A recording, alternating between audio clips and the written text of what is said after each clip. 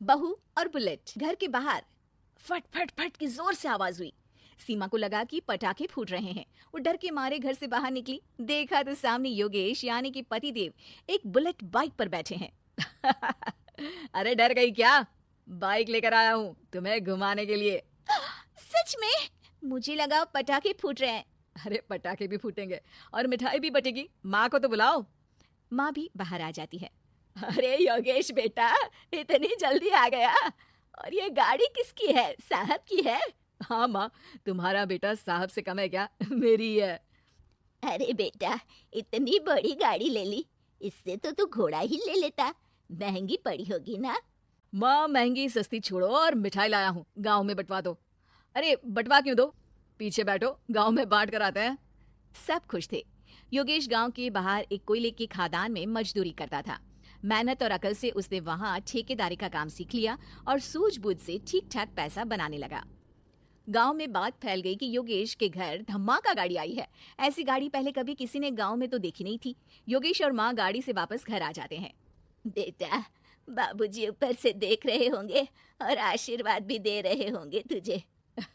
वो होते तो उनको भी घुमाता माँ। पूरे गांव में नाच नाच के मिठाई बांटने जाते। जैसे मैंने नाच नाच के बांटी थी जब वो अपने लिए एक साइकिल लेकर आए थे। बस बस, बाबूजी दो बात भी सुनाते कि फटफट वाली फटफटी ले आया। सीमा आगे कहती है, अपने लिए तो ये गाड़ी ले आए और मेरे लिए? अरे ये गाड़ी तुम्हारे लिए ही तो है। पक्का मेरे लिए है? अरे पक्का तुम्हारे लिए है।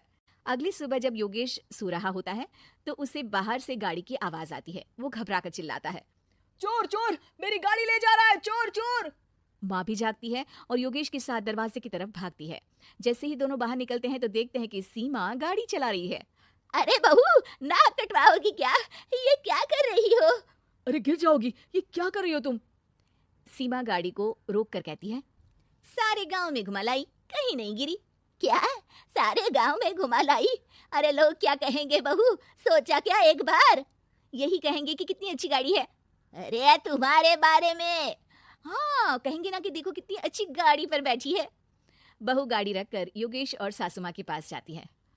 तुमने कब गाड़ी चलाना सीखा? हमारे बाबूजी के पास पुरानी स्कूटर थी, सीख ली। फिर स्कूल में एक मास्टर जी भी ऐसी ही गाड़ी लेकर आते थे, उन्होंने सिखा दी।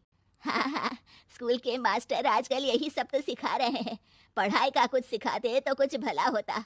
अरे बहू, अब गाड़ी मत चलाना। हमारे परिवार में कभी किसी औरत ने पीछे से आगे की सीट पे आने की हिम्मत नहीं की है।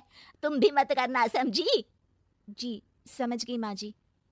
सीमा सास की बात सुनकर चुपचाप रसोई में जाकर उदास होकर खाना पकाने लगी है। सास सुबह सुबह मंदिर से पूजा करके लौट रही होती है। तभी उसे दो औरतें रोक लेती हैं और कहती हैं, अरे बहू को थोड़े अच्छे लक्षण भी सिखा दो। गाड़ी चलाने निकली थी, गांव की मर्यादा का कोई ख्याल नहीं है। वही तो। अरे पैसे आने लगे हैं तो क्या मतलब कि किसी रीति रिवाज को नहीं मानोगे? अरे समाज में रहना है तो समाज के ढंग से ही रहना पड़ता है। अरे लाज भी नहीं आई बहू को? चूल्हे चौके से निकलकर सीधे गाड़ी लेकर चौराहे चबूतरे नाप लिए, फाट फाट फाट करते हुए। अरे कुछ कह देना उसे। अरे ये क्या कहेगी, बूढ़ी सास है, इनकी थोड़ी ना चलती होगी घर में। हाँ, बहू की ही चलती होगी, मर्जी भी और गाड़ी भी। सास सब सुनकर घर आती है और बहू को चिल्ला के बुलाती है, अरे नाक कटवा दी सबके सामने गाड़ी चलाकर। औरत जात गाड़ी नहीं चलाती। शहरों में तो 4 पहियों वाली गाड़ी भी चलाती हैं और हेलीकॉप्टर, हवाई जहाज भी। शहर में थोड़ी ना रहती हो मैडम साहिबा। आज के बाद गाड़ी से ही नहीं, यूं भी निकलना बंद तुम्हारा घर से। माँ सही कह रही है, कहीं भी जाना हो तो मुझे बता देना, मैं लेकर चलूंगा। आज माँ को तुम्हारे कारण कितनी बातें सुननी पड़ी। इतना कहते हुए योगेश वहां से चला जाता है। बारिश की वजह से कारखाने के रोड पर कीचड़ रहता है, इसीलिए योगेश गाड़ी घर रखकर जाता है और किसी से लिफ्ट लेकर कारखाने पहुंचता है ताकि नई गाड़ी गंदी ना हो। लेकिन शाम को इतनी तेज बारिश होती है कि उसे वापस आने का कोई साधन ही नहीं मिलता। बारिश बढ़ती जाती है, रात के 11 बज जाते हैं। रास्ते में एक नदी का ब्रिज है, अगर उस पर पानी आ गया तो योगेश कारखाने में ही फंस जाएगा। पूरी रात भूखे प्यासे बितानी पड़ेगी। घना अंधेरा, बिजली की कड़कड़ाहट और तेज बारिश। राजेश डर भी रहा था, ठंड से कांप भी रहा था। तभी उसे रोड से आती हुई एक रोशनी दिखती है। वो देखता है कि उसके सामने एक बाइक आकर खड़ी हुई है। वो ऊपर वाले को धन्यवाद देकर उस बाइक वाले आदमी की तरफ बढ़ता है, पर पास जाकर देखता है तो भौचक्का रह जाता है। सीमा, तुम यहाँ इतनी बारिश में गाड़ी पर? पहले बैठो तो, नदी ब्रिज पे आ जाएगी तो जाना मुश्किल हो जाएगा। योगेश गाड़ी के पीछे बैठता है। सीमा गाड़ी चला रही है। मैंने तो तुमको पहचाना ही नहीं। गाड़ी की आवाज तो पहचानी होगी ना। अरे पर मुझे नहीं पता था कि तुम आओगी। अच्छा किया कि तुम आ गई।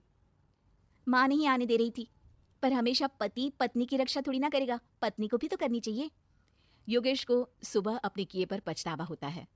उसकी आंख में आंसू आ गए जो बारिश की बूंदों में बह गए थे।